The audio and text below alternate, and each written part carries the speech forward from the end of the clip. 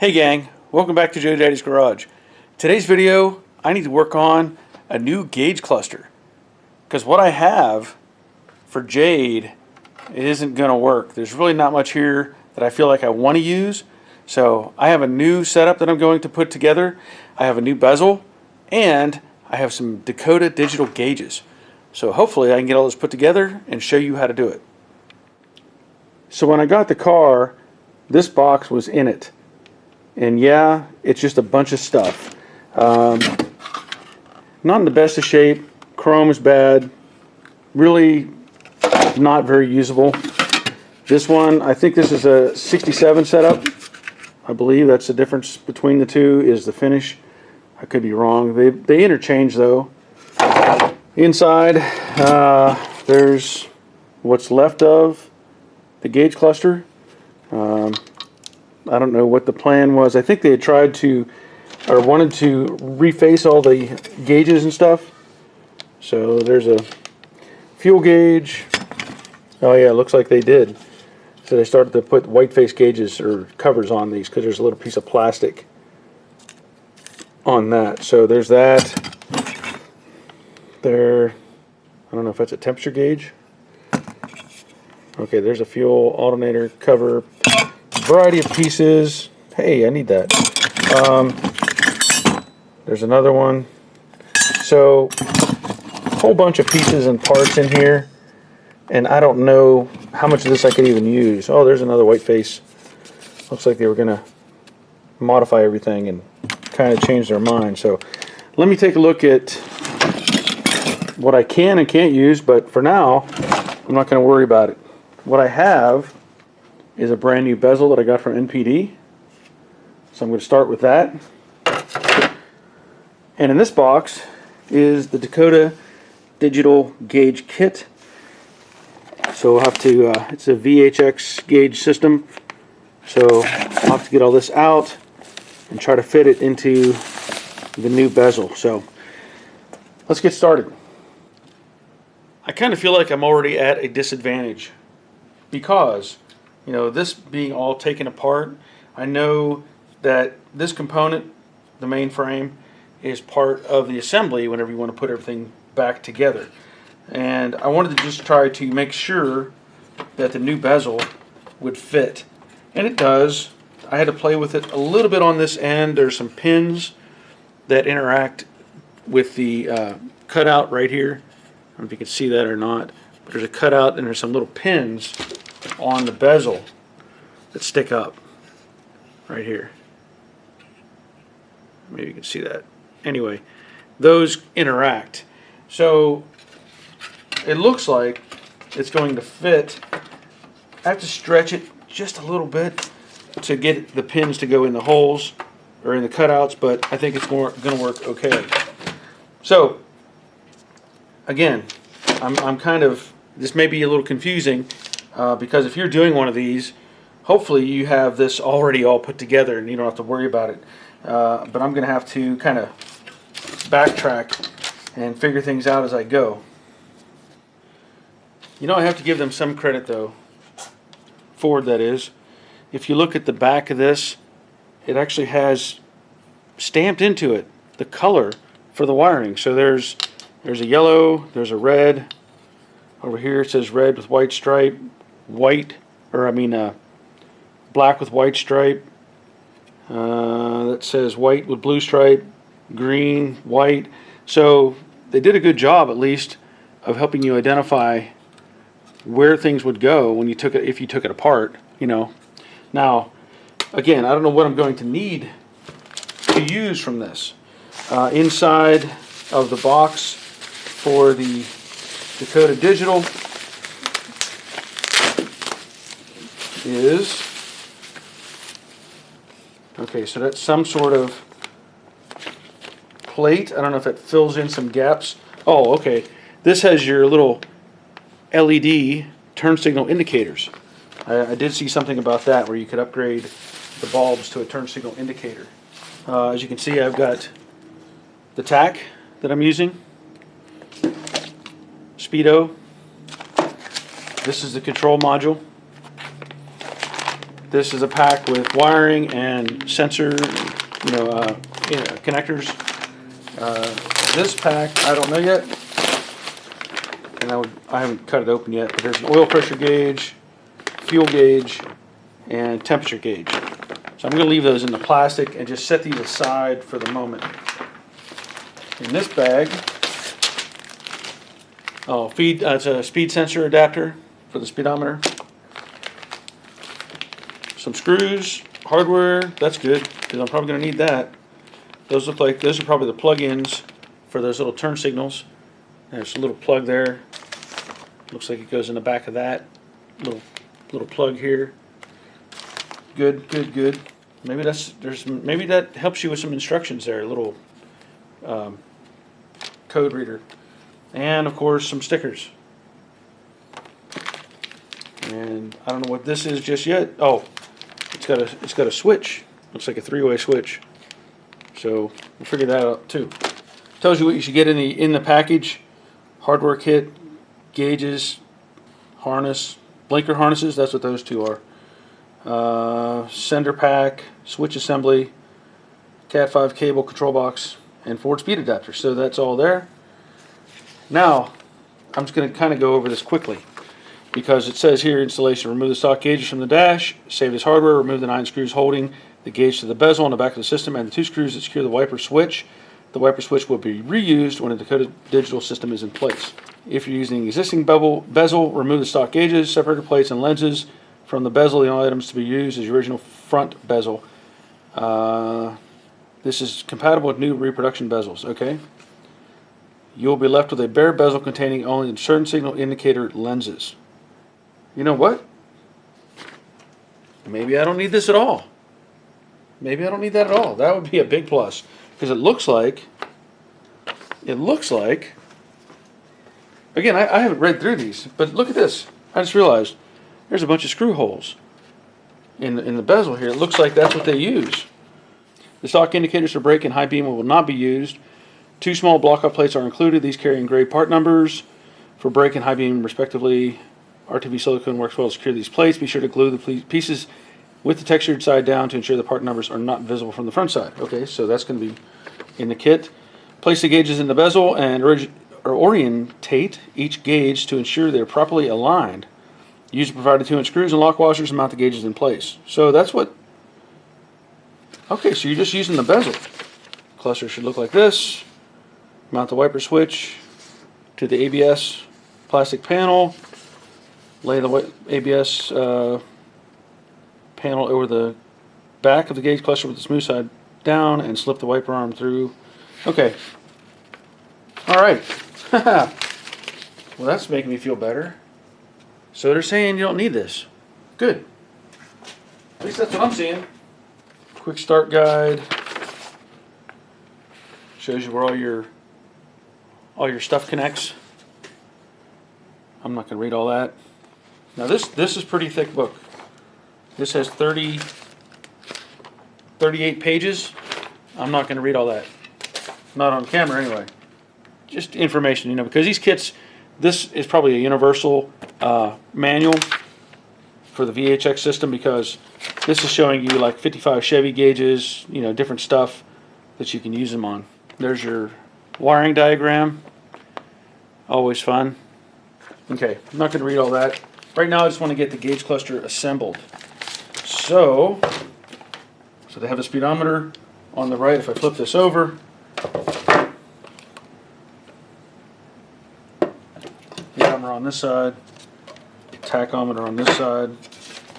That'll just sit right in there. Cool. There's your screws. Okay, so it looks like I just need to mount these. I will point out these also have a piece of plastic on the front. Pull that off, and that looks really nice.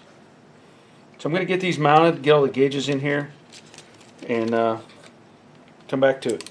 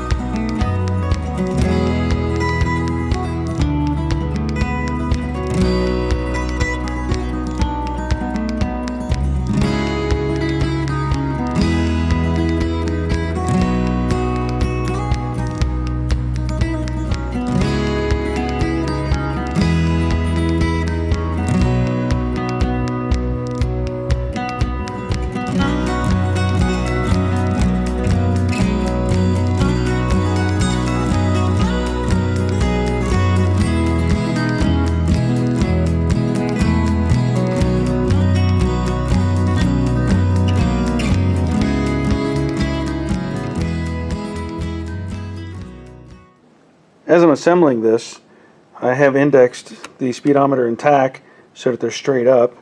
There are little cutouts, or it's kind of slotted so you can pivot it if you need to. I mounted the fuel gauge. It seems to be okay. I haven't screwed it down tight yet. The temperature gauge, I just set it on and it looks like it's going to work okay. Now, the only thing I see a problem is the oil. I pulled the plastic off and it's got these little posts sticking up, but there's a third post back here. When I put that on, it hits that. It hits that post. So it looks like you can't go above it because it'll stick up above the bezel up here on top. So it's going to have to get that post trimmed off, just so you know. Okay, I have them all mounted. I will point out, I saw later on after I had attached everything, it said to put these little lock washers on, but I can tell you they probably don't make much difference. These screws bite in and they kind of hold really nice. Another thing it points out, it says you will not be using the high beam indicator where the little horse is, and also a brake indicator, which is up here. They give you these two little pieces of plastic and it just tells you to take some silicone and glue these down. So all I used some of this flex glue and I put around it, not underneath it. This one I'm not going to block off because it's not going to matter. It's not going to show anything. But you can see it kind of just hides those areas. Now, the next thing it calls for is installing this over top. Actually, you'll put your cables through, but these are your turn signal indicators. Like I said, the LEDs. So I'll have to get that in place and then move on.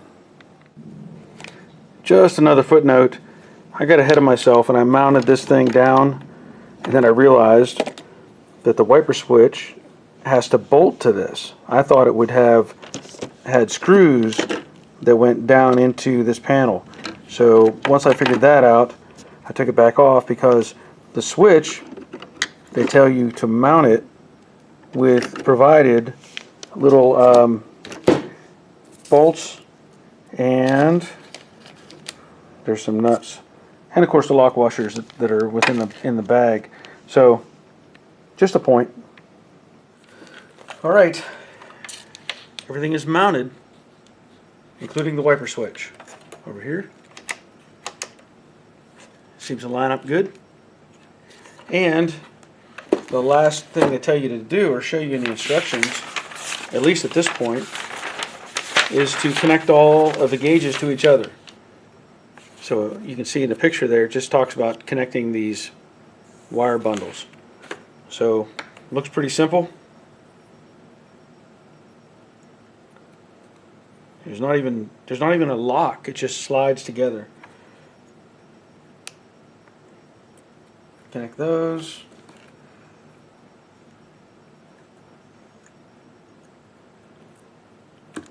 Okay. Now, the last connection is down here. This is from your speedo to your tach, and that slips in behind this connection. This is basically like a Cat 5 cable.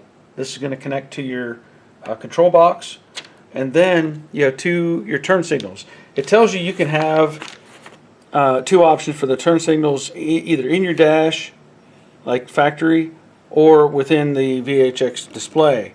I want to have them in the dash. I want it to look like, kind of original. So when you do this, it tells you that the white and black wire on these connects to ground, and then the white green connects to your indicator. So you're going to have to get into your wire bundle to connect these, which is okay because I'm going to have the LED mirrors on this car, so I need to connect into that anyway. But that's all there is. So I'll have to see what the next step is for putting it together. Obviously, I'm going to have to mount all of the sensors, so that may take some, time to get those in place. There is a switch here. I'm not sure what that switch is for, but anyway, we'll see how it goes. Okay, so I've looked over the instructions somewhat, and it talks about this quick start guide, and it looks pretty simple. It just gives you the wiring connectors that go to each sensor. This switch is for actually calibrating and adjusting things later on. So what I want to do is just open up this bag and show you what's going on in here. So you have different connectors. They have different fittings on the ends. And that one's completely different as well. So by the looks of things, you know, each one of your sensors is going to have a different plug-in. So in this case, this is probably the oil, and it looks like this should be your connector for the oil. Same shape. This is your speedometer adapter, so I'll have to figure out how to get that mounted. This is going to be your temperature sensor, and that is a 2-prong connector. Pretty easy to identify. And then again, these little wires, and you're going to have to get them inside the car, obviously. And then each one of these, you know, it tells you specifically. So if you look on this box, it actually has color coding. So like this, the one for the, what did I say that was? The oil sending unit. You've got a red, white, and black wire. Red, white, and black. Your oil, or water temperature, black and red. There's the other one for the speedometer. There's three wires on it, and so it has red, white, and black. Now it gives you some other options here. I'm not going to get into those because it's not something I'm going to be messing with. But you can have a lot of different add-ons like a shift indicator and stuff like that built in. But I'm not going to have that. And this is the switch that you can control the functions with that. Anyway, I'll have to get this all in place. So, you know, as far as these sensors go, basically find your existing temperature sensor, replace it with this. Your oil sending unit, take it out, put this one in. It gives you adapters to make that work.